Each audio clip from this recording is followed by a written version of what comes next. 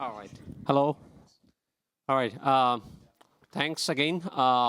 So now we have the third keynote by Dr. Makan Pourzandi. Somebody forgot his, I believe it's Jorge. Jorge, isn't this your bag? We were about to destroy it because it was not claimed. All right. Unclaimed. Yeah, so Makan is a senior researcher at Ericsson, Canada, and he will be speaking about the future security research direction for Telecom. And it's our honor to have Makan for this workshop. Thank you, Makan. Thank you. Oh yeah, that is already there. So thank you, everyone. Just Makan Pourzandi, as it mentioned, but this is not only my work, it's just the work of a couple of guys, from experts that, we have in Ericsson. Just to mention that, the emphasis on the selected points. So I believe there are many points here that we are just going to talk about it. But unfortunately, we won't have time to talk about all the issues that we have.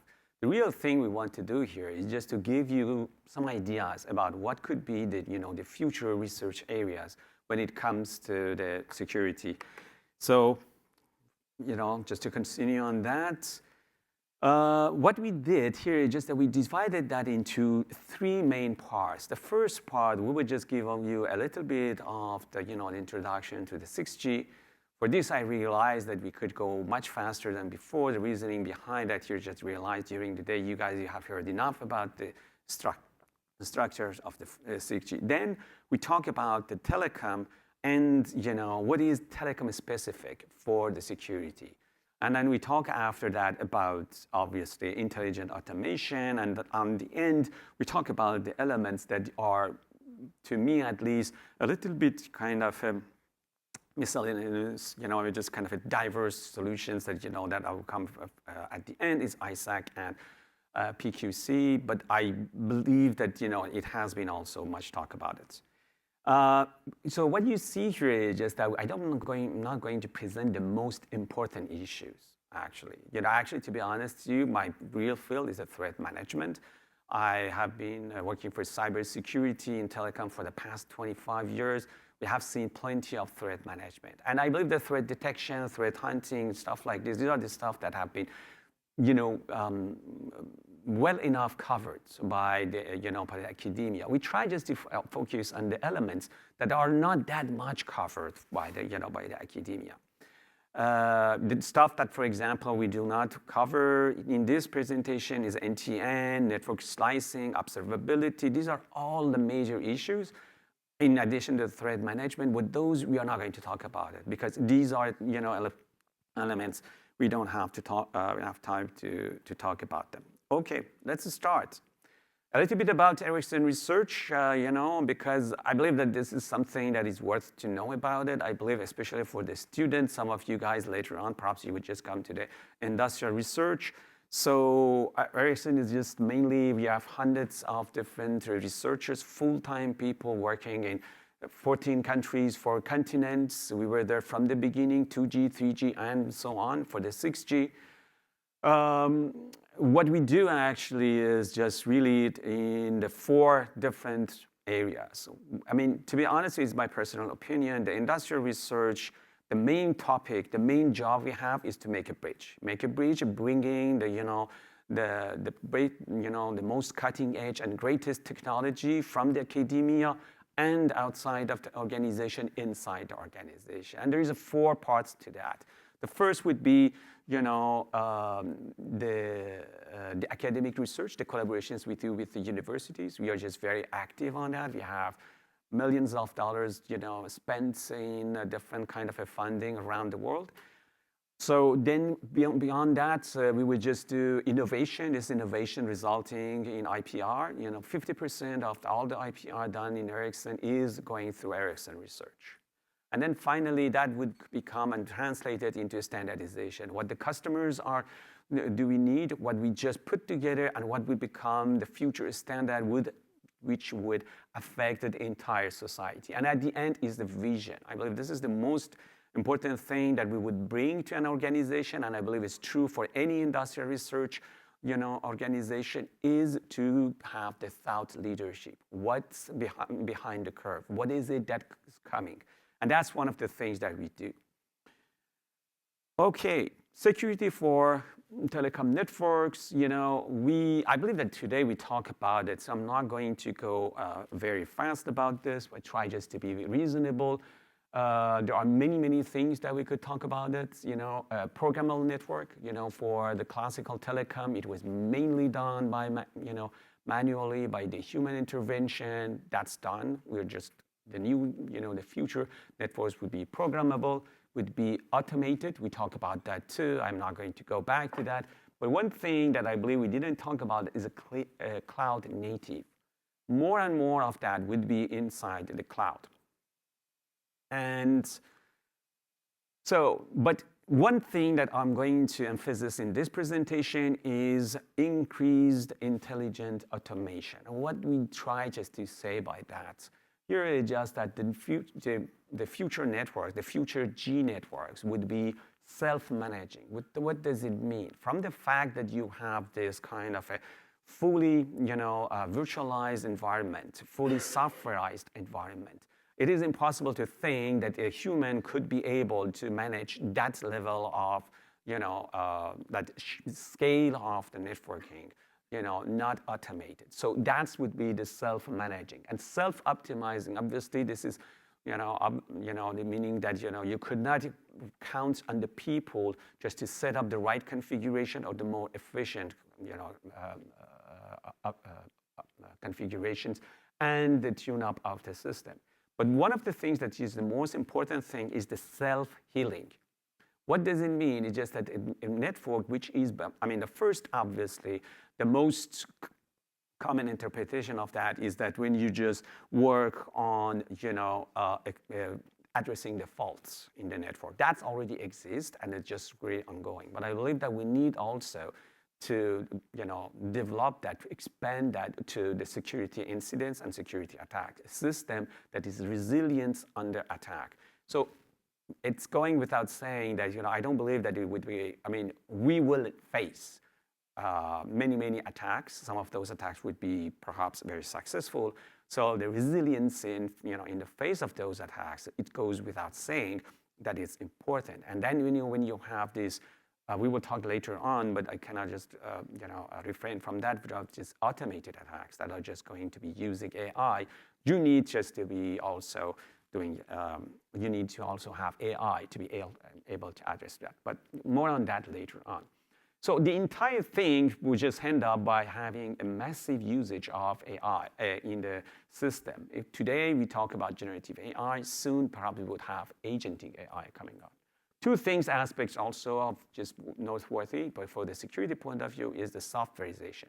On purpose, I didn't use the word virtualization because I believe even though virtualization is very true, but it's beyond a simple virtualization of a network. What you see here is just that the network functions, which are, this mindset of setting boxes, we are going to selling software. So this is really the softwareization. And this would be also true for all the security aspects of what we do, which means that, instead of just thinking about selling and putting in place the boxes, we have to think about logical and software, functionality that we put in place. This takes a little bit different mindset,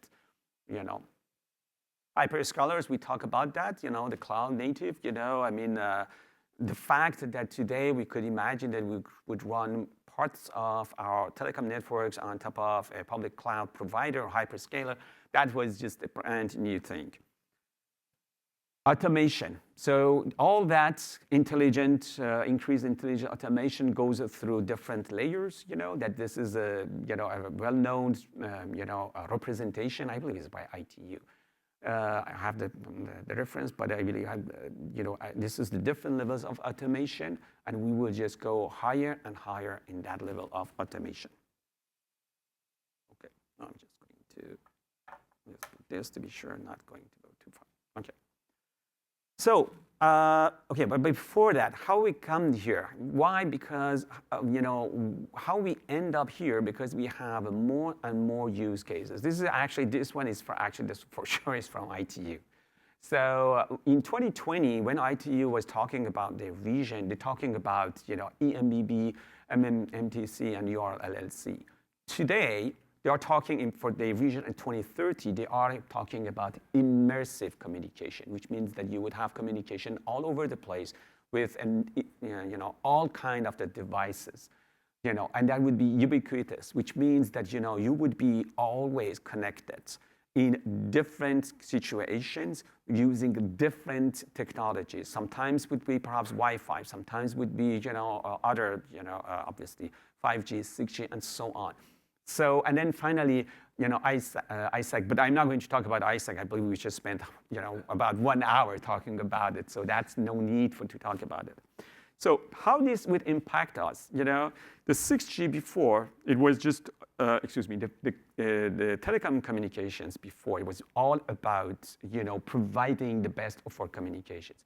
That's kind of, we are past this. Now we are talking about many more use cases.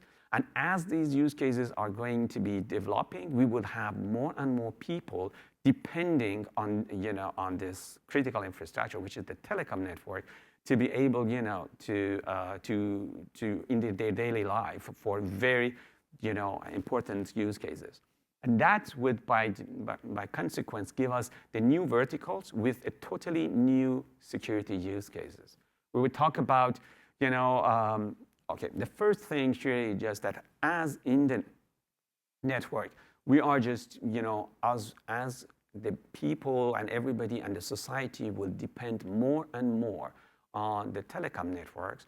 Therefore, there would be reasonable to think there would be more and more attacks, more skilled attackers on this infrastructure. So obviously, what we need to do is have a robust and resilient solution that could just, safeguard our system against those attacks.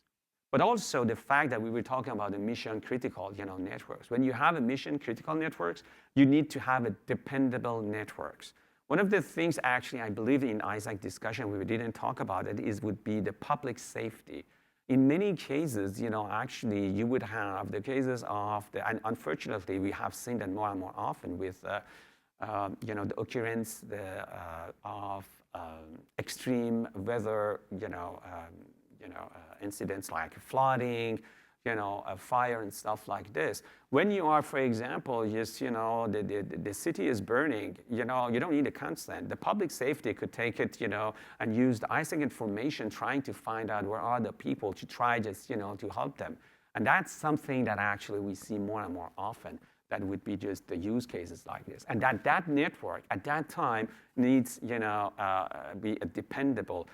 We have seen so, unfortunately, so often before, that this was the case actually in several cities before, which when there was this fire, and the city was burning, the first respondents, or the firefighters, in brief, they didn't know where are the people. They didn't know how to just address them, how to save them. So this is the cases that, these dependable networks in these dire situations could, help people, the first respondents, to be just, to be very efficient. Differentiated security. This is, what does it mean, differentiated security? Here is just that as you will have different verticals, as you will have different use cases, you will have a different security needs. You would be able to propose different security solutions to the, to the users and the people. And it wouldn't be one size fits all. Actually, it's my personal opinion. If there is something that we know, here is just that there wouldn't be one size fits all when it comes to the security. A little bit of this, I don't know if we have time for this. I just, for the sake of time, I believe I just, go over that. The only thing I really have wanted to say here is just that, what you have 5G and 6G, you have the different APIs, you have new functionality like ISAC, it has been talked about. Exposure, API exposure, that's something that we have to take into account. I just go back to that. AI, we talk about it. But for the sake of stuff, what is the telecom characteristics? So when you build telecom networks, they have some specific characteristics. It's a high availability, it's a redundancy, it's a multi-layer resiliency. When you have all of those different elements, you could use them. And this is something that we don't see from academia, that nobody is really interested just to say, okay, how could you use for example, the redundancy to build better systems? Like, for example, when you not to get into the details, we have this, active standby. We have NV active, which means that we have several instances of the same functionality running, at the same time. Why can't we use that to have a better monitoring and observability of our networks? For example, when you could have a peer group analysis. This is a very classical approach for the fraud detection. Why can't we just, apply it to the telecom? Or network slicing, when you would have the possibility of assigning, different network slices to the different parts of your system. So benefiting from the telecom characteristics, but also adapting, the defense mechanism into the, a telecom environment. When you are just doing enterprise IT security, one of the things that we see more and more often here is just that the things are based on, right? For example, you reboot your system. Well, are we really going to be able to do that in a telecom environment? We understand if you are a highly available solution, perhaps it's not the best idea. I just did think that each time I'm going to patch my system, I'm going to reboot parts of the system. And these are the stuff that are very important when it comes to agentic AI or AI, So imagine you have an agentic AI that is just functioning with the same functionality, just to say that based on an IT environment. Well, that agentic AI could just simply choose to reboot your system, because in an enterprise environment, this is absolutely not a problem. In a telecom environment, the same thing is disastrous. So what we are talking about here is just that the contexts of the telecom are different, and perhaps this is worth it just to have some kind of a more specialized ways of AI to be able to interpret those differentialities. Yeah, and then also the fact that the performance is just much more stringent when it comes to the networks. Something I forgot to say here is just that, okay, in the telecom networks, we have also a standard architecture. It's a huge advantage from security point of view when you talk about this and you compare that to an enterprise IT. Many often in enterprise IT, nobody has no idea what's going on, because especially in the big companies, everybody is running some kind of stuff. This is not the case for telecom. The telecom has a very defined number of components. We know what they do, and the interfaces are standardized. So something like pattern matching, behavior monitoring, or learning the pattern of the behavior between different components, almost impossible for enterprise and IT environments. This is totally possible in the telecom. So why not use that? Something at the self-healing, I talk about that, but a couple of years back, actually it's more than a couple of years, 5-6 years back, Gartner has this huge, one of the words, not to say buzzwords, was self-healing. And the idea behind that would architecture-based self-protection, runtime application self-protection. Those went out of the fashion. They are not in anymore. But I seriously believe with the telecom, that would be a very valid line of research. How we could self-heal an application at runtime, patch it without rebooting it. That would be a kind of a research area that I believe would be interesting to do. APIs.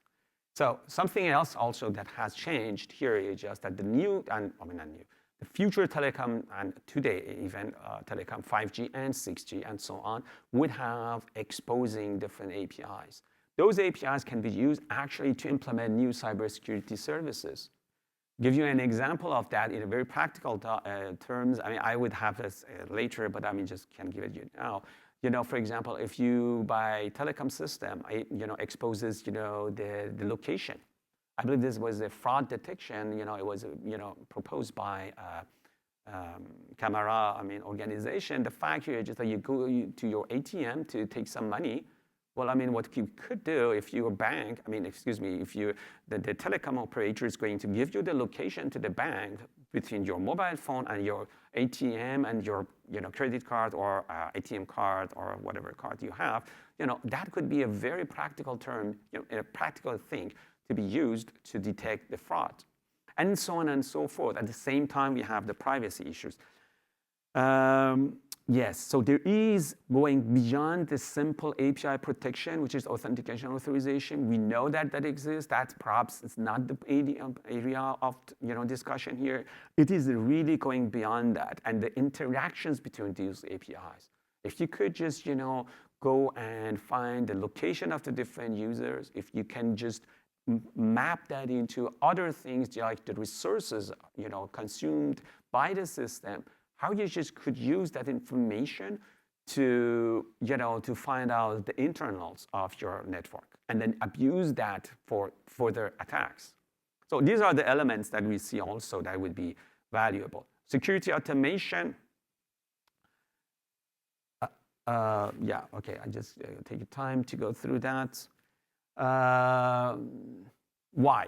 Two things. Shrinking attack window. APT41, which is from an Eastern Asian, APT, gives you how the attack window shrinks. In 2020, they had an attack. They just have this desktop, vulnerability. They took them 3 days to develop and exploit.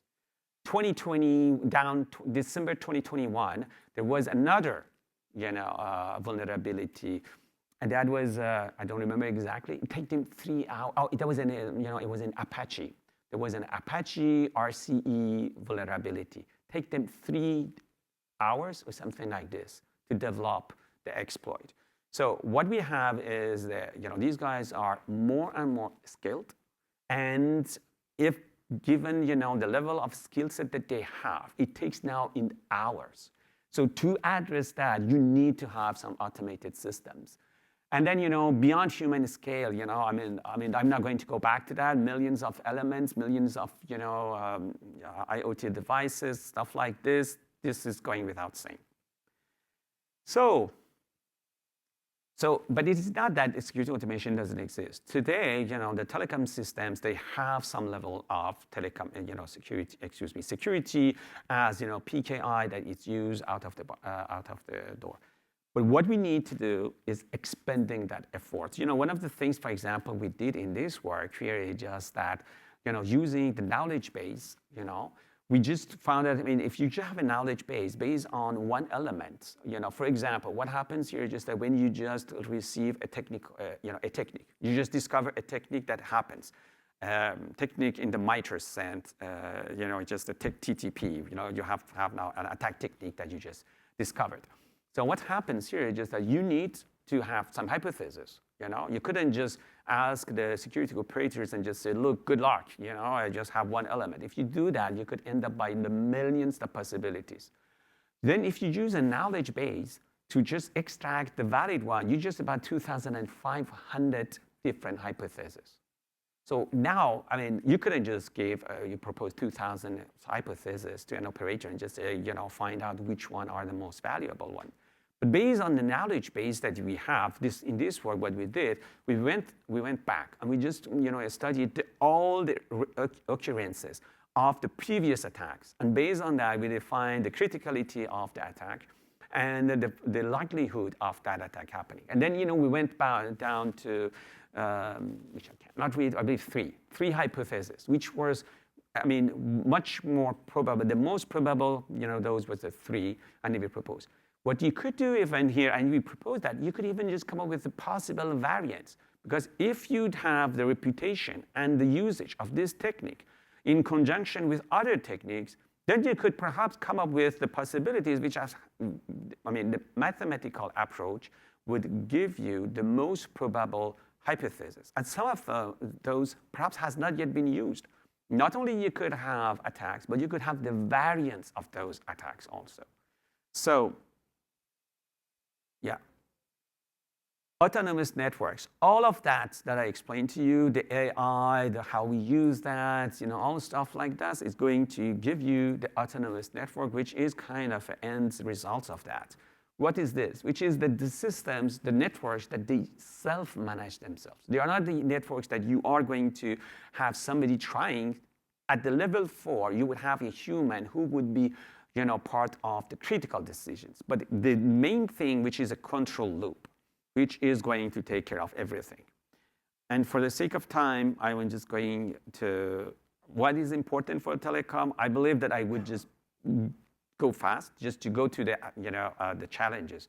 Obviously, operational paradigm, this is definitely is going to make the, zero-touch lifecycle management is going to make the system much more efficient. Operational efficiency, it goes without saying. If you don't have to, actually in the utilities, they call that, so give you a little bit of the change, an anecdotal, at one point, Comcast in 2000 and something, they were giving, antivirus or EDR in modern language, for free to all of the customers.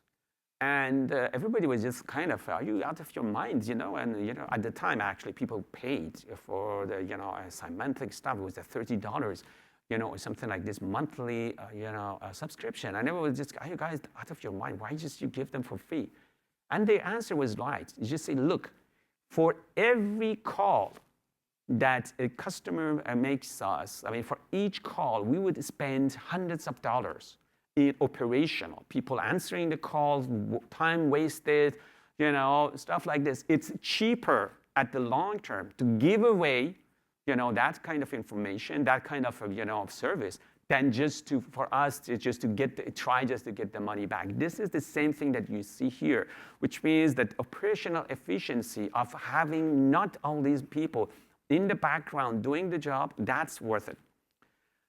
Okay, let me go back to the possible challenges that you could have. The first is the policy manipulation and reward hacking. So the reality here is just that our friend asked a question about how in the previous discussion, how you unlearn things. When you go to through autonomous networks, what's going to happen here is just that you would have an AI system which is going to use the telemetry to learn actively and in a continuous way about what's happening in the system and retrain itself all the time. Okay, so then you would see what's going to happen. You could just have the data poisoning that we talk about it, but also you could have the fact that, the guy who we just, there are many aspects to this. First, here is just that the internal attacker or the external attacker could, you have to see, some of those, tuning would be based on the UEs, or user equipment, reporting. And that guy, knowing the different KPI, could give on purpose the bad answers to poison the, the reasoning of the system. The absolute majority of the systems, they are based on reinforcement learning. So what happens here is just that even though you have a very good, throughput or bandwidth, the UE could just say, no, I'm just having bad, it's bad. KPI, very bad. And if you just manage to, mainly you train the system to not learn the good answer. Don't forget, these systems, they are automated. They learn whatever you tell them. So if you have corrupted enough users to give systematically the bad answer, the system is going to behave badly because simply you could just put the system to put in place a denial of service. Imagine that you have several slices, and some of your slices you manage to corrupt. You could just push the system to put humongous amount of efforts and resources on the slices where there is absolutely no need for that. But those would be the slices which have been massively corrupted. So this way, so that's, emerging and cascading behavior. I have to go a little bit faster. I don't really know how much time I have. Okay, good, okay. So I knew that I have to go fast, but I'm just going to talk about this because I believe it's important, and I have one other slide, and I just stop that. Security and performance, okay, I was talking about the emerging and cascading behavior. When you have several automated agents and they interact with each other, so one of the things that we have discovered here is just, and not us, but the literature, the security, here is just that you could push them to interact with each other in a way to push the entire system toward a bad environment. So mainly when you have 6 or 7 agents, working together, and they are in different places, if you are smart enough, you could perhaps even push one of or several of those agents to misbehave and reveal sensitive data to you, or just do the stuff that they should not do. Performance goal drift, this is what we have seen for the past 10, 15 years in parts of the industry, which is that because you have to optimize some KPIs, the security was going to be downgraded. Put it this way, we have seen that in so many different cases done by humans, which is that you say that it is so important to provide the high time, RTT, latency and response time, that finally the security could be downgraded. So what you need to do is to have an unnegotiable security conditions, just that whatever it is, we are not, for example, to remove the crypto or the encryption for going faster. And finally, security of autonomous, it's just we talk about the autonomous stack, telemetry, data pipeline, models, training, policy stores, everything. I am going to finish with, this slide, and then I go to the conclusion. The 3 first bullets are from NIST, actually. We didn't do anything. It's funny that, Ken, we had exactly the same discussion, and then me, which was part of the same company.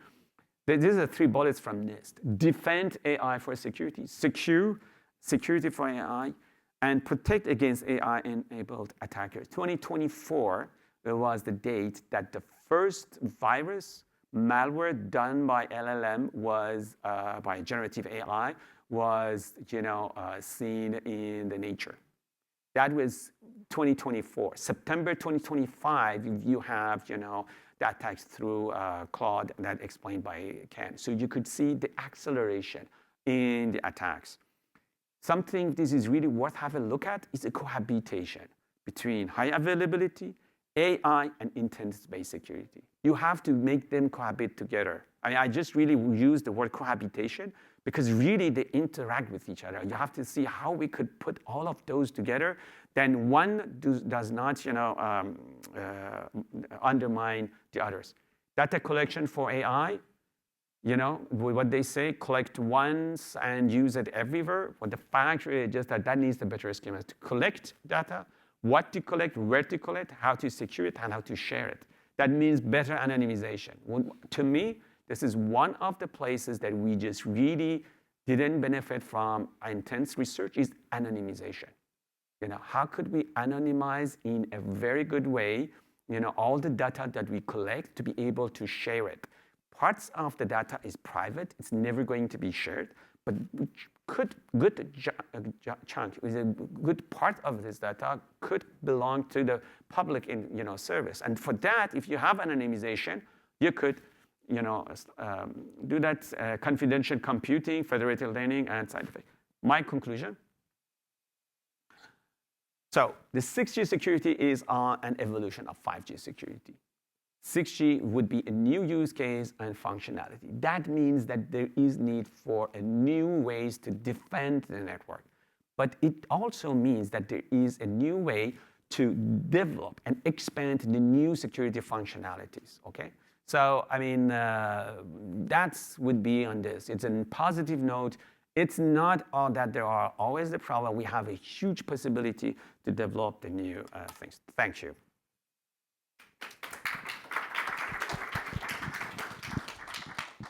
So time for quick questions.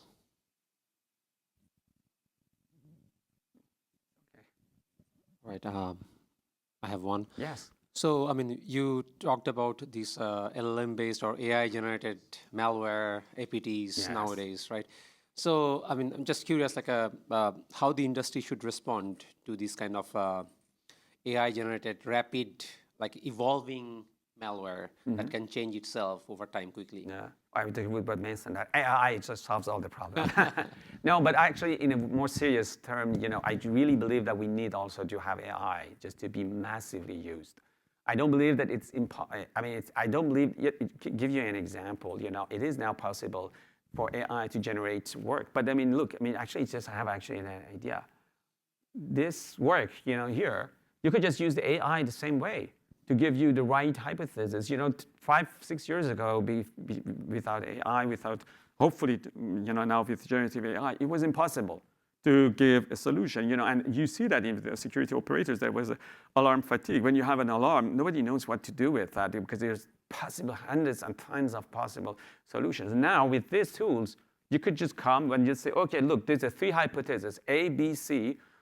I believe that there's 3 possible hypotheses, how you want to, to investigate them. And for each one, you could even recommend the ways to, investigate it. So I believe that, joke apart, AI is a part of the answer. Sure. Thank you. Thank you.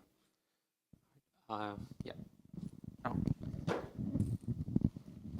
Yeah, I have a philosophical question for you, I think, which is that you've explained how AI would be very important to maintain the integrity of the network, to optimize its performance, and how it would be used as the ultimate attack vector to take down the network. Yeah.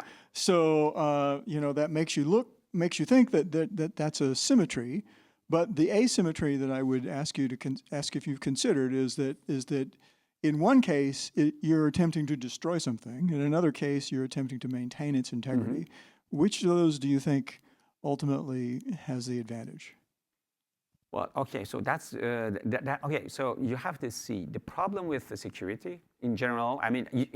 Philosophical answer here is an asymmetric problem.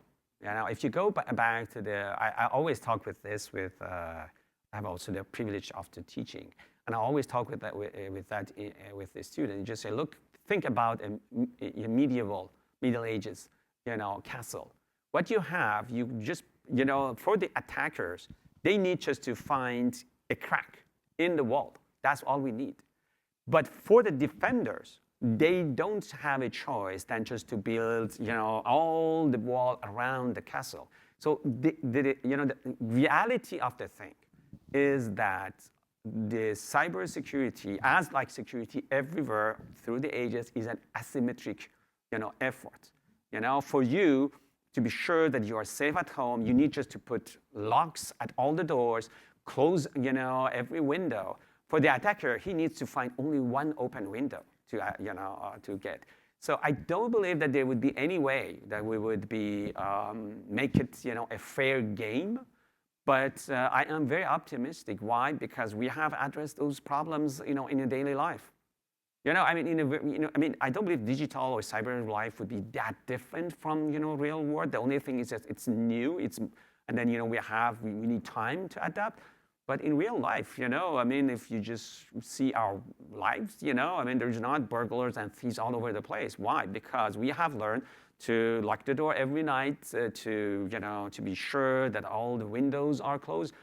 And we do it, in a natural way. I believe this would become also part of the cyber world in the future, which means that naturally enough, we will take to do the investment for the cybersecurity. Put it this way, nobody is going to, if you go back to the analogy, 10, 15 years ago, when you ask people to spend money in cybersecurity, some people just, oh no, this is not important, we think about it. But today, at nowhere in the time and no time, there was people wanted, you go just see people and just say, you know what, I'm going to save you money, we're not going to put any lock on the door. It didn't happen, and I believe this is the evolution of the mindset. We see that today, really I'm old enough to be on the part of the market. 10, 15 years ago, you need to make an effort to convince people that we need this or that level of security. Today, it's almost natural. It's automatic. Nobody is going to ask you, oh, do we really need cybersecurity? So I believe this is something which would become as a built-in in the future network, in the future infrastructure. And then, at one point, there is not even question. Is it symmetric or asymmetric? As I tried to explain through my house analogy. Nobody is going to ask the question why it is that we need just to put all these logs, close all the window. It comes naturally. So it's kind of a philosophical answer, but I really believe, I'm very optimistic that this asymmetric nature, we would compensate and we will do it naturally. Sorry. All right, let's thank Makan for one more time. Thank you. All right, so we'll have now our second paper session. So it will be moderated by Vinod.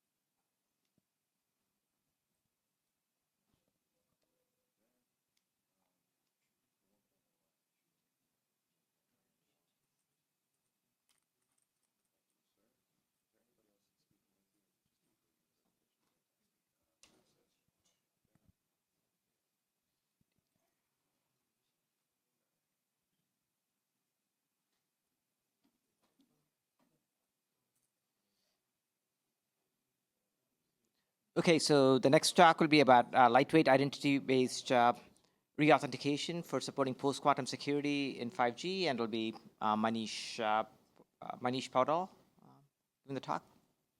Manish.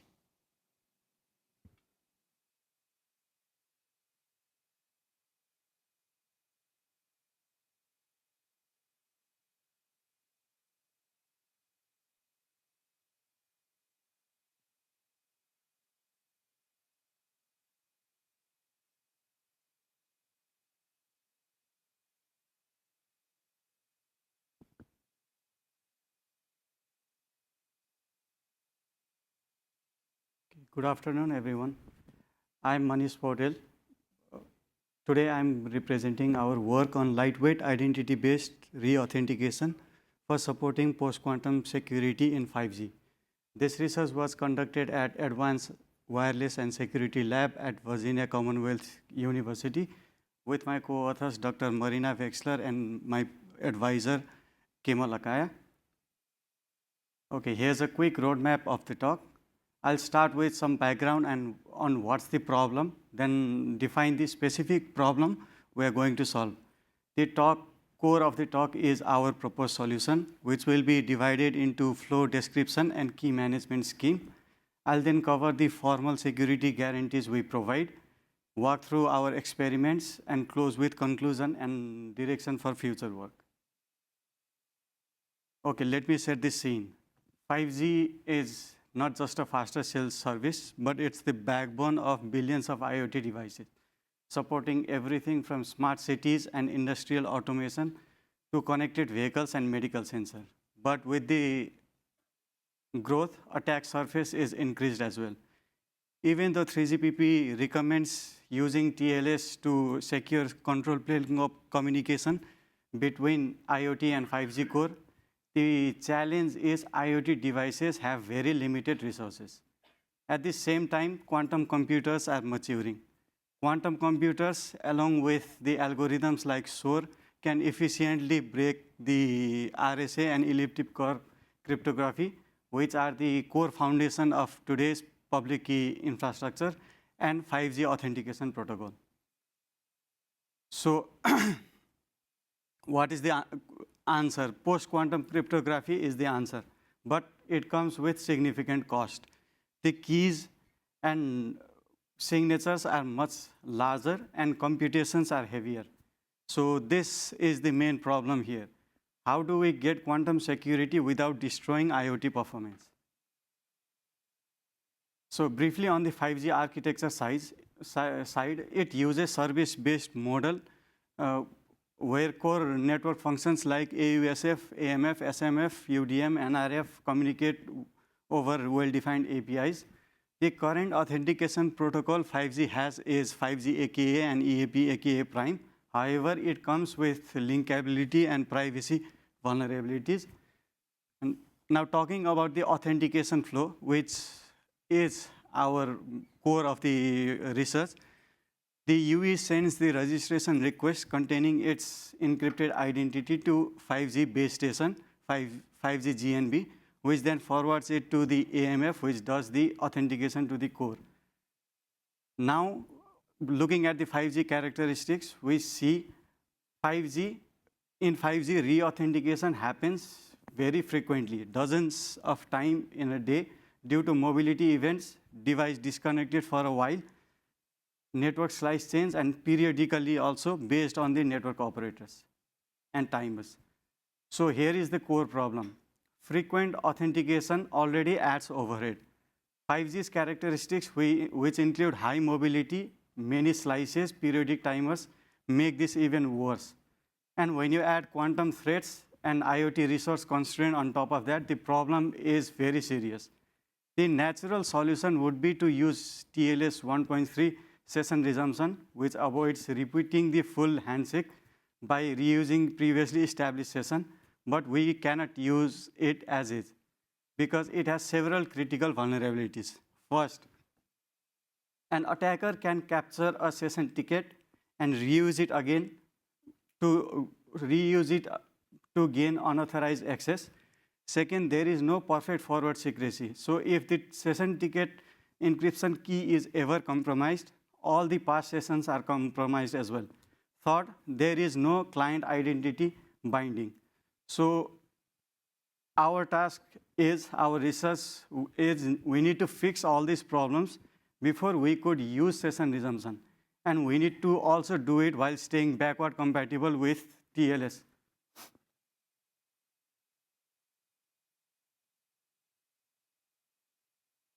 Okay, let me just tell you how TLS session resumption normally work. In a full handshake, the client and server exchange keys and they established a shared secret. The server then issues a session ticket, a temporary pass client can use to authorize itself for the next authentication. But the problem here is the key used to encrypt that ticket, which is called session ticket encryption key, STEK, is not rotated per session. So if it's ever compromised, every session ticket it ever protected is now exposed. And there's no check to confirm whether the ticket belongs to the device presenting it. So our goal will be to leverage this existing session resumption framework, but address all these issues, making it replay resistant, achieve perfect forward secrecy, binding it to the device's identity, and making it quantum secure. So this is our high-level call flow of the session resumption. So the key idea we follow is we perform the expensive PQC operation once. Sorry. We do the PQC operations only during the initial connection, and for the subsequent re-authentication, we use our lightweight proposed session resumption protocol. So when the client wants to reconnect, it sends a client hello with a session ticket plus our custom identity data, which contains a device ID, a high entropy random number, and a timestamp, which is embedded in unused TLS extension fields and which are implemented using callback function, so without touching the core protocol of TLS. Now the server checks its replay cache, and if identity data was seen before, it forces full handshake. If not, it decrypts the session ticket using a quantum resistant key and verifies the device identity. So if the ticket is valid, the session is resumed. If invalid, it is forced to do a full PQC authentication. Finally, for early data, we hold it until validation is complete. So we never process the data from an unverified device. So looking at the key derivation side of our protocol, the red lines and the green boxes are our addition. However, we use the TLS standard callback function in order to preserve the core TLS 1.3 protocol. So during the initial handshake, both sides compute a secret and derive a pre-shared key. For this session ticket is now encrypted with quantum resistant session ticket encryption key based on Kyber 768. which is a NIST approved standard. This key rotates with every reconnection, providing perfect forward secrecy. The server validates the session ticket and ensures client identity matches the previous session before allowing resumption. And most importantly, we don't need any changes to TLS clients or 5G infrastructure, and it is fully backward compatible. Now, talking about the security guarantees, we formally analyzed our protocol under Dole-Viao threat model. Our threat model assumes a strong adversary, someone who can intercept, modify, inject, and replay messages, but cannot break the underlying cryptographic algorithms, even with the access of quantum computer. We formally proved 3 properties: replay protection, perfect forward secrecy, and quantum resilience. The full proofs are in the paper, but I'm summarizing the outcome. So as you can see, the table, every attack we considered is either mitigated or either fully blocked or mitigated. So as you can see in the table, our approach was able to address all the vulnerabilities existing in the standard session resumption TLS 1.3. Every existing approach is missing at least one critical property. Bloom filter, PPRF, Quick, and RTLS all lack PQC support. Most also break the TLS compatibility or require changes to the client. The closest one is RTLS, which provides replay protection and perfect forward secrecy. However, it needs client-side storage, which is infeasible for the IoT devices. So our approach checks all the boxes. And let me talk about the experiments. We ran experiments on 2 testbeds. The local testbed used a Dell workstation as the NRF and 3 identical i5 laptops for the UE, base station, and control plane, and for an IoT device, Raspberry Pi 4. Similar setup with hardware configuration were also deployed on Google Cloud, with NRF being in Iowa and GNB and UE in South Carolina. This was done to test over real network conditions.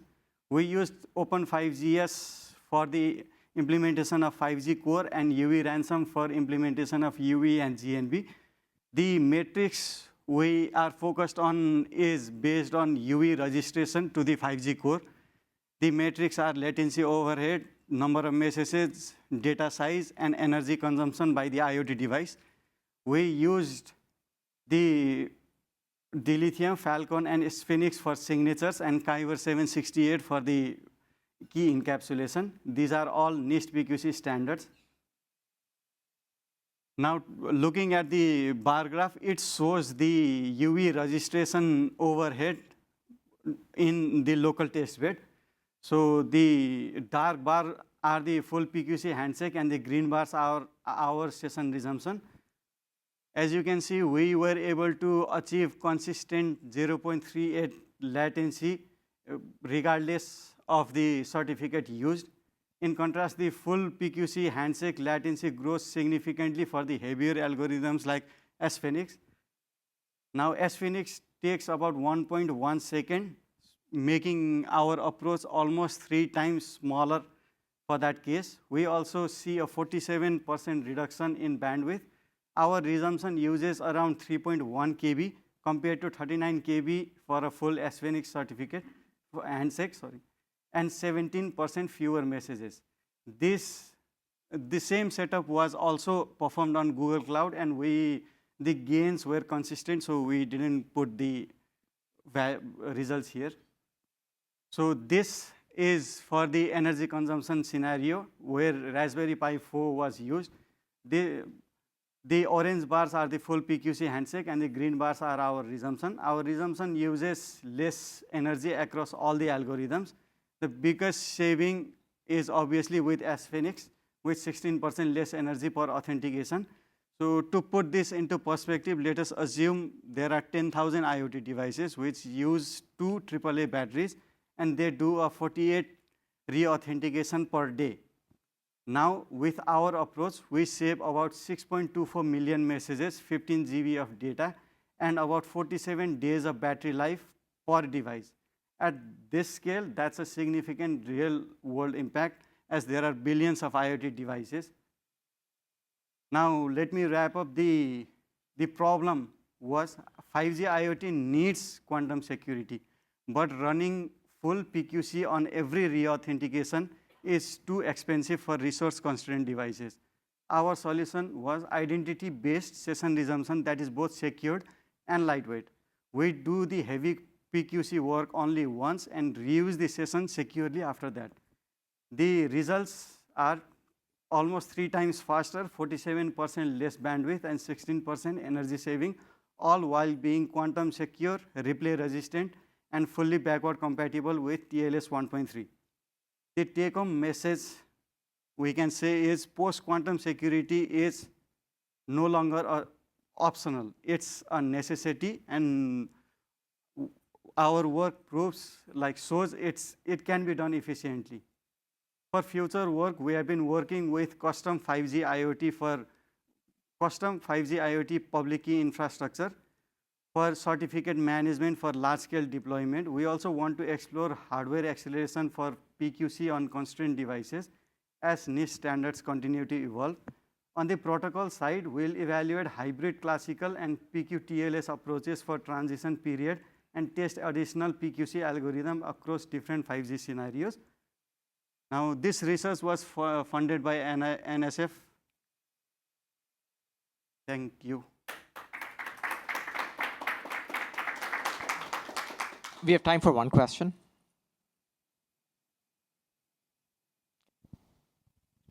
Sure, thanks for that talk. Very interesting and well presented. I appreciate that. I wonder if you can speak to what the comparison would be to not doing the post-quantum encryption. You showed the benefit of your algorithm compared to doing the full PQC thing. If you don't do the PQC, how much lower is the energy consumption? Okay, so in here, if these are the traditional, if this is elliptic curve and this is RSA. So even in those, we gain certain overhead are reduced. We gain certain, the latency overhead as well. But as you go into post-quantum, the gains are substantial. So even with the traditional certificate, we get some gains, but these are more significant for post-quantum cryptography. Yep. Thanks, Manish. Okay.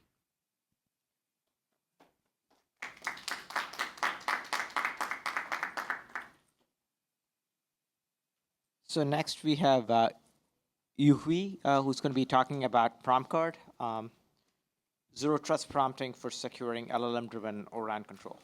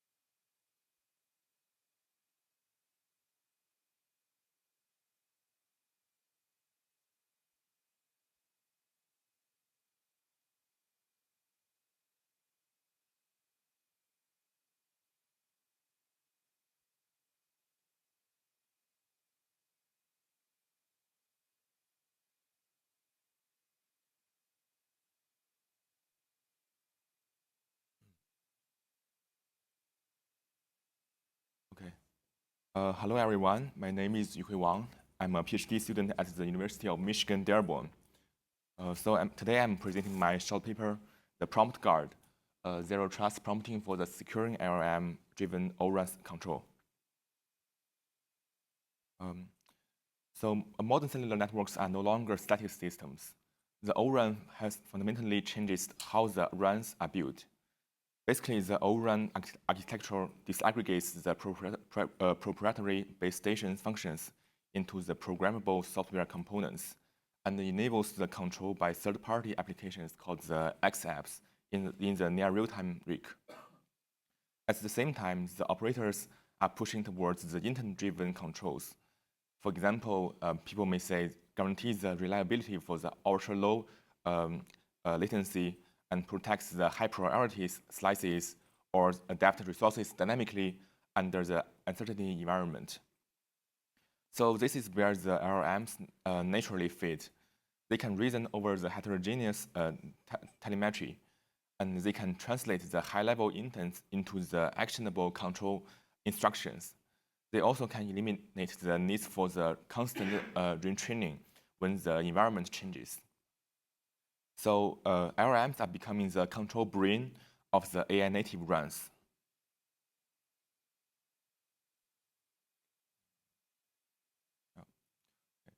However, when we use the LLMs into the near real-time RIC, the LLMs has fundamentally changes the threat model and bring new security challenges. Traditionally, RAN security approaches have assumed that the input is structured and has the fixed semantics. The inputs also have strict interface authentications. However, the LLMs has breaks its assumption because in the LLM-driven X-apps, the inputs are untrusted natural languages from the shared repositories. So this creates a new class of vulnerability, the prompt injection attacks. In this context, an attacker doesn't need to break the encryption or compromise the interfaces or modify the model weights. They only need to inject malicious semantics into the telemetry or the context summaries in the shared data layers. So this can lead to authentication success and the integrity checks pass. However, the network still makes the wrong decisions like unauthorized resource allocations, the slice isolation violations, and also the service denial.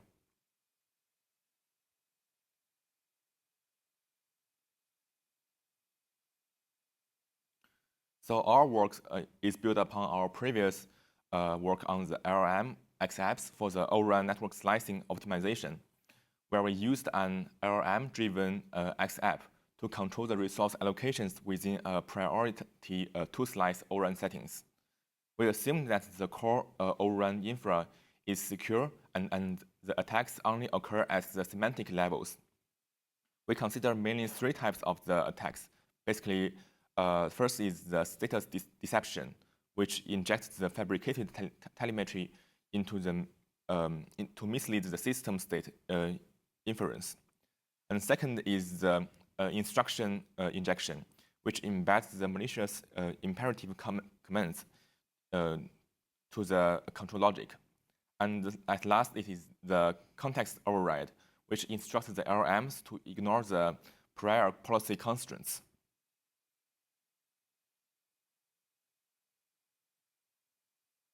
So to address these security challenges, we have proposed the PROMPTGUARD, a zero-trust prompting framework to mitigate the prompt injection attacks in the ORAN environment. The PROMPTGUARD is implemented as a LLM-driven verification X-apps within the near real-time RIC. So we define the zero trust for the LLM-driven control as never trust the prompts, always verify the semantic intent, and also continuous validations of the LLM-bounded inputs. The PROMPTGUARD verifies what the prompt instructs and not just its sources. It separates the descriptive telemetry from the imperative control intent.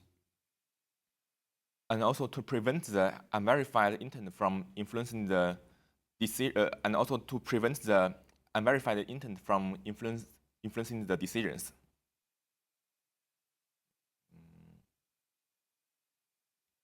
So here we present the formal modeling of the three attack types.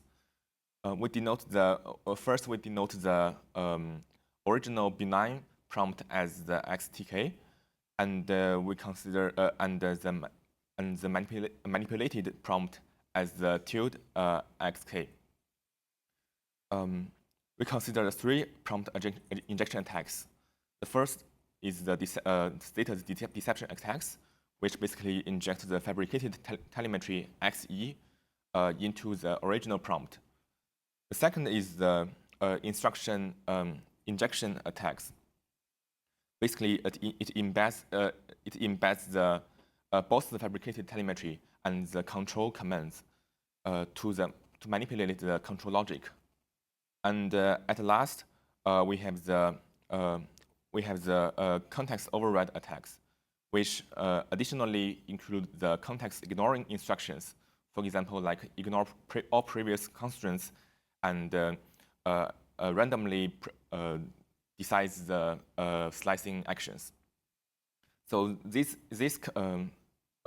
ignoring instructions can override the system constraint. So to understand why we need the prompt guard, we first need to look at what the attacker is trying to achieve. Mathematically, the adversary's goal is to cause a deviation in the LLM's control output. They want to ensure that the output of the controller under a compromised prompt, basically the FLM X tilde K, does not equals to the intended output, which is the FLM XK. So in our experiment on the ORAN slicing, this drives the reliability of the critical high priority slice towards the 0. So our framework prompt guard addresses this by fundamentally refining the control pipeline. In a conventional setup, a raw prompt would go straight to the LLM X app. Here we introduce a zero trust verification stage denoted by the function V. So under this model, the raw prompt must pass through our verification X app to become a verified prompt before it can be allowed to influence the final resource allocation decisions.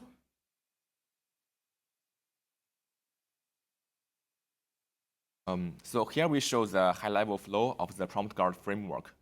So in every iteration, the system states containing the available and requested resources for each network slice are sent to construct the raw meta-prompt input, which contains the system states, the task description, objectives, and also the formatting instructions. At this time, an outsider attacker may inject the malicious prompt instructions to the original prompt. So this compromised prompt is then sent to the prompt guard for the verification process to detect and extract the safe data. And then at last, only the trusted safe data is sent to the LLM X app for the resource allocation decision making.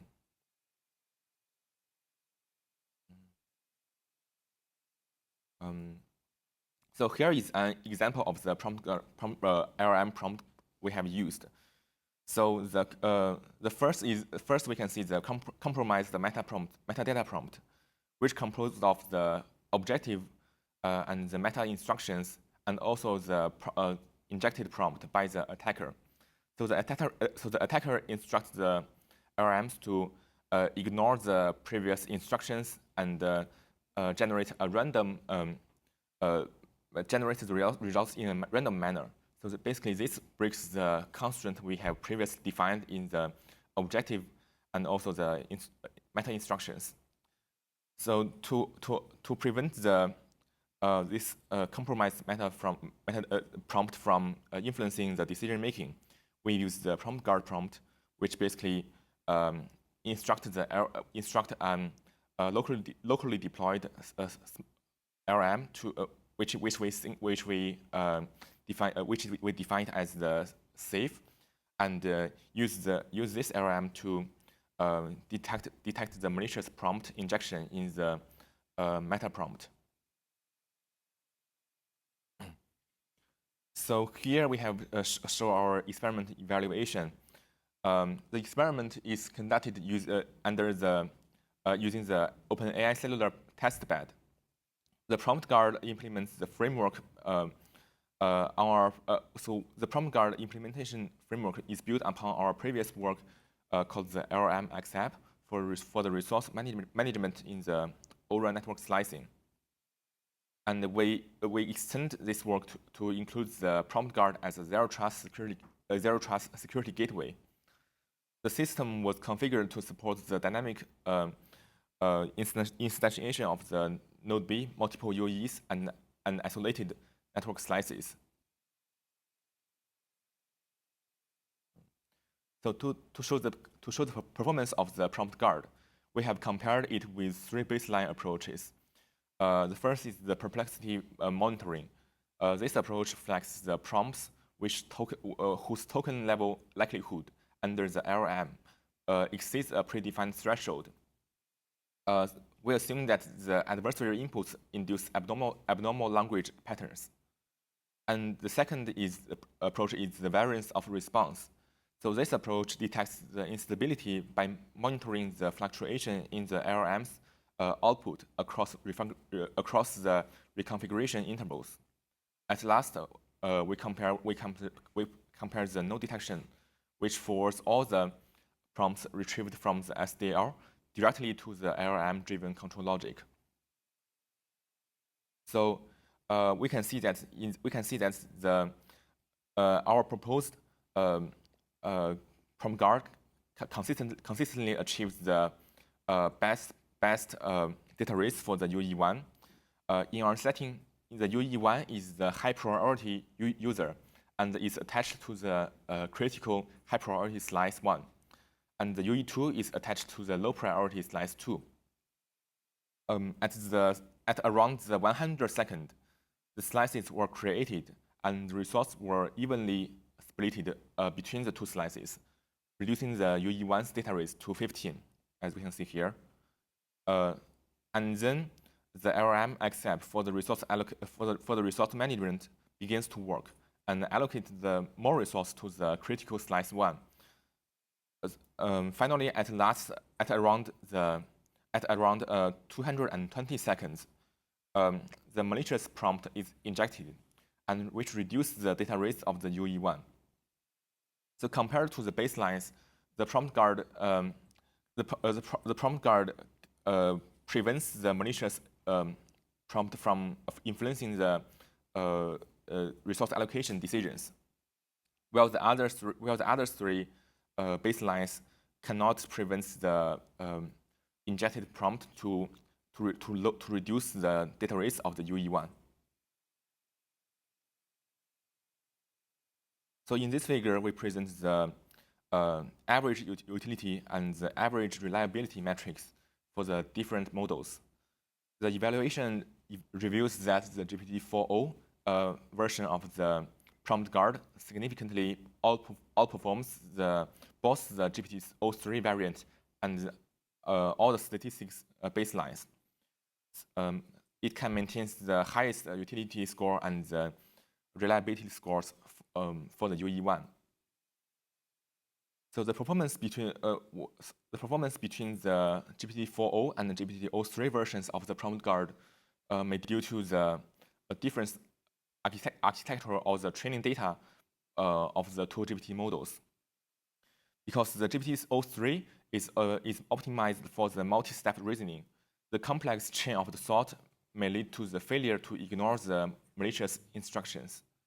So in comparison, the GPT-4o features a specialized training in the instruction hierarchy, which allows the model to prioritize the system-level security constraints over the adversarial commands.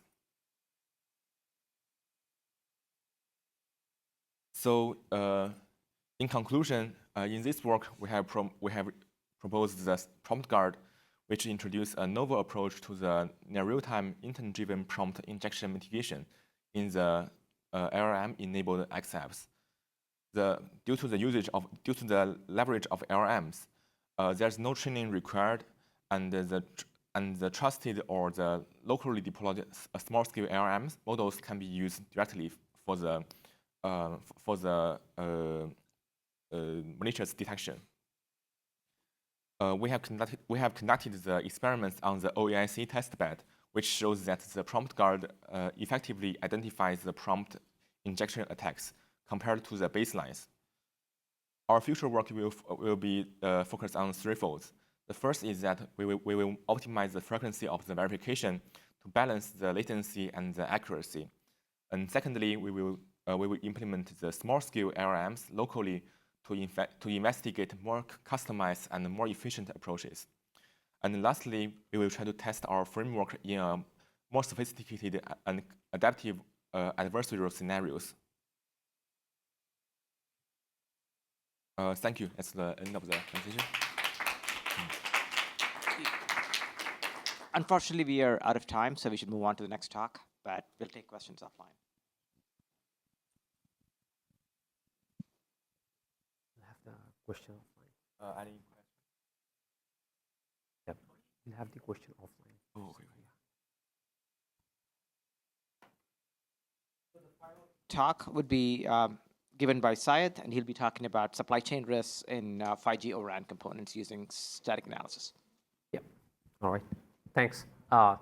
So I'll be quick since we have to catch up with the schedule. So this talk is about the software supply chain security for O-RAN. O-RAN is Open RAN systems. And this is a joint work between my students, me, and Orup from Idaho National Labs. So I'll give you a brief background about the Open RAN. I'm sure many of you are already familiar with the Open RAN, but just to recap that from monolithic radio access network architecture on the left-hand side, you can see that now we are moving to the disaggregated architecture of RAN. And it is also supported by some intelligent controller called RIC, or RAN near real-time intelligent controller and non-real-time intelligent controller, who sort of does some kind of optimizations, control of the RAN nodes. And as you can see at the bottom on the right-hand side, that these cell tower like RAN, now it has been disaggregated to 3 modules like a distributed unit, central unit, and radio units. So with this disaggregation and softwareization and openness, there are a lot of changes, like a new software coming in, new sort of libraries we are actually integrating to our software modules. All these systems, you can see that the different boxes on the right-hand side, they are actually a microservice, right, and running on the cloud. And to develop those microservices, we are now using different libraries, third-party libraries. We don't know like what are their securities. So the sort of at surface, the software surface has actually increased a significant amount of time. Okay, so why are we looking into RIC, or near real-time intelligent controller? Because it's actually sitting in between the RAN node. You can see that DU, CU, and RU at the bottom, and at the top you have non-real-time rig. So it's actually a sort of in the middle between the top and the bottom. So, and it also does control and optimization for the RAN. And if there are any single vulnerability in the RIC that can propagate to RAN, means that whenever the rig will give some control or does some kind of optimization, if there is a loopholes in there, then there could be the RAN or the DU, CU, or RU could be affected. And similarly, it also will apply to the non-real-time rig at the top. So we are looking into the software security risk, software supply chain security risk for rig, and we mainly look into, the methodology that we actually opted for mainly is static program analysis. Why? Because the alternatives are mainly dynamic program analysis. So sometimes dynamic program analysis are great, but it also comes with some kind of costs. Like you have to harness the target, the software, and you have to run it. Either you have to do some kind of emulation, software emulation. Sometimes it's not very convenient. So, but on the other hand, static program analysis, you have to just do the code analysis without running the actual code. So it becomes handy, and it is also very much useful for large program bases, or code bases. And many industry actually, they are also using different kinds of static analysis tools. So what components we have looked into? This is the list of components in RIC, starting from X apps, the app, that means that kind of app that does some kind of control and optimization with the help of a controller, rig controller. So software development kits for developing these kind of X apps, developing the RIC components, like there are different components, for example, security component, conflict mitigation components, scheduler, a lot of things. So I'm not going to this list one by one, just to give you an idea that what are the different kinds of components in RIC we have actually looked into. So as I said, that in terms of methodology, we have used static analysis. So for this work, our goal is not to invent a new kind of tool, rather to use the existing or off-the-shelf static analyzers that are widely used by industry. So, and we mainly look into Go-based components or network functions, microservices. Why Go? Because Go is widely being used for microservice developments and deployments. So there are also some C++, C or C++ based microservices for this ORAN software. For example, ORAN SC, that is the official implementation of Open RAN. So they also have some C++ microservices. On the other hand, there is another open source ORAN that is called SDRAN that is mostly based on Go. So we have looked into the Go implementations for both ORAN SC and SDRAN. So for the off-the-shelf static analyzer tools, we have used these 4 tools: static check, Go vuln check, GoSec, and CodeQL. Different tools have different capabilities. For example, static check, they mainly looked into some stylish errors or deprecated APIs that whether they're using. Go vuln check, they actually looked for CVEs. If you're not familiar with CVEs, it's sort of a common vulnerability and exposures. It's a sort of database for all the reported vulnerabilities. So Go vuln check actually fetches these data from the database, that's CVEs, and see some kind of patterns, whether the kind of similar kind of vulnerabilities exist in the ORAN code bases and the dependencies. So again, like software supply chain security is mainly about the security of the software and also the dependency library that are using. I mean, just to give a quick analogy, like most of us have done any kind of C or Java programming. Whenever we sort of import any kind of libraries, those are called like dependencies. So we are looking into those kind of dependencies, vulnerabilities in their dependencies, or some kind of errors or implementation flaws in those dependencies. So on the other hand, GoSec, they look for security patterns in a different way. So there is also another kind of database known as common weakness enumerations, in short CWEs. Actually, these are not CVE. It's a sort of a list of common vulnerability or sort of security weaknesses. So GoSec actually uses that kind of rules or patterns to look into the sort of security issues. The fourth tool, CodeQL, it looks for some kind of it uses some query language, and it does some kind of program analysis using data flow and control flow analysis, and it looks for some semantic bugs as well. So at a high level, the pipeline is that we sort of identify the targets, the component, or sort of the libraries that we want to analyze. And before we analyze, we have to do some kind of dependency resolving. And we execute the static analyzer tools. And we sort of record the output. And if there is any failure in the building, compilation, and building process, we discard those repositories. And at the end, of course, there are a lot of false positives, which I will talk about. So we have to manually classify which one are true positive and false positives. So these are some of the sort of screenshots of running different tools. I'm not going to that details because of time. But what I'm going to show is that the case studies. So here is a sort of a true positive case study where there is a ONUS PCI X apps. This PCI means that physical cell identification And if there is a conflict, that can actually identify some kind of conflict between the physical cell identity allocations. And these ONAS PCI accept, they actually call this ONAS libgo. That is the library that they use, they call. And there is a bug in that library. It's called, whenever they have a call like get length in the ASN1 parser.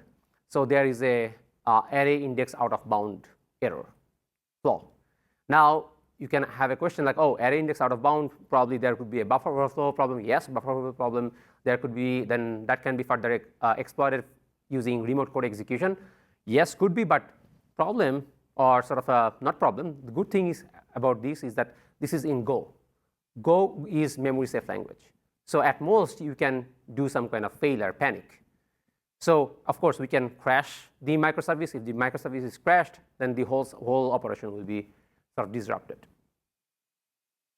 So here, the second case study, it's a sort of a false positive. That is the conclusion, but why is it false positive? So there is a code in ONAS topology. That's sort of another except. And it was found through GoSec static analyzer tool. So it actually skips the certificate validation, the TLS certificate validation. So of course, we know that if TLS certificate validation is skipped, then there could be a man-in-the-middle attacker. So why is it then false positive? The issue is that it's not on the production execution path. Means that they have some bunch of utility tools, benchmarking tools. In those benchmarking tools, this skip of certificate validation happens. So basically, it's not exploitable by the adversary that we are thinking of. So for the sake of time, again, I'll skip to cases 3. At a high level, we have identified using these 4 tools, we have identified 134 total alerts or alarms that we have found.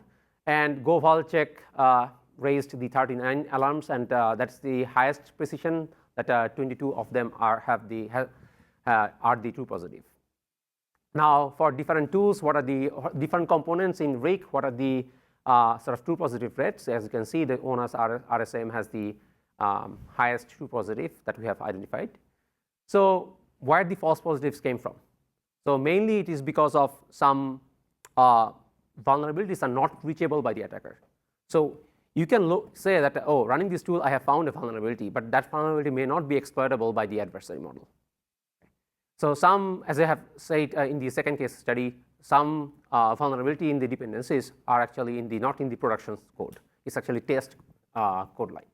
So sometimes the tools are they have a missing semantics. As I said, threat models are unrealistic. That threat never happened. So those kind of semantics and threat model context are missing by these tools. So CodeQL, which is a great tool, absolutely, we have found 14 alarms raised by CodeQL, but one is true positive. Although the CodeQL has the data flow capability, data flow analysis capability, or control flow analysis capability, then why is that the case? Just one flow. So that one true positive is very highly rated severity. It is a cross-site scripting attack that has been identified. But the issue is that most of the cases of these 14 or 13 false positives, it came from that it's mainly in the test code, not the production line code, or they also miss some kind of semantics, even though the CodeQL can do some kind of data flow analysis and some kind of semantics they can extract. So as a sort of quick recap, does any tool outstand? No, none of the tools actually outstand. So we need to use combination of these tools. And of course, many of the research are left yet. For example, reachability, which is another critical challenge for supply chain security. So with that, I'd like to conclude my talk here, and happy to have any questions. Thanks, Syed. So we have time for 1 or 2 questions.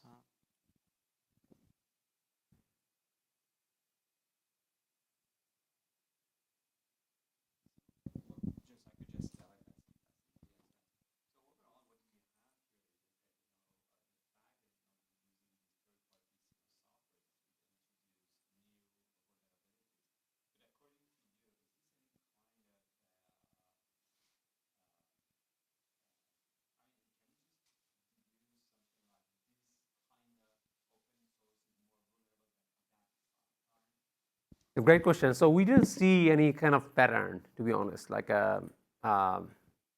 unfortunately, our data that we have collected doesn't say any kind of pattern. Yeah. Yep. Sure. Yes. All right. Yep. Thank you so much.